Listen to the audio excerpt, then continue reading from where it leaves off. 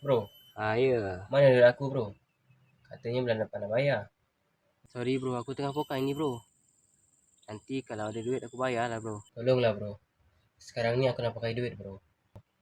Tak apa, kau tunggu. Kau nak sada kasar kan? Kau tunggu.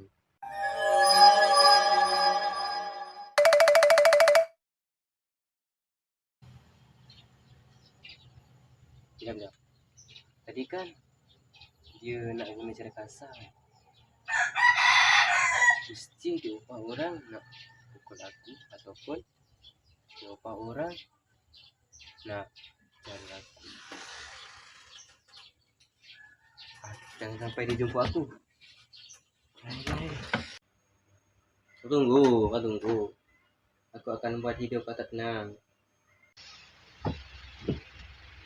Apa kau lanjut?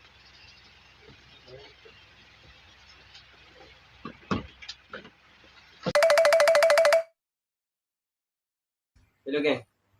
Boleh tolong aku? Korang cari budak ni tak? Dia tak bayar hutang lah geng. Okey, boleh nanti kita orang cari. Okey. Kalau korang dah dapat budak ni, terus bawa dia dekat kita selalu lepak tu. Okey.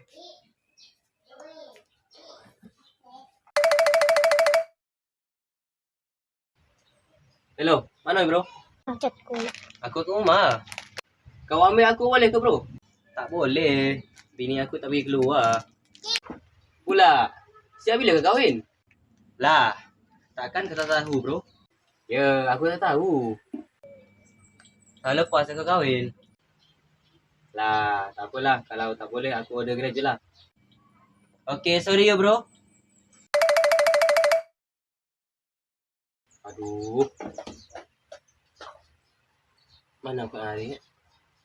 Duit tak ada. Aduh, peningnya. Aku try lagi ikut sana.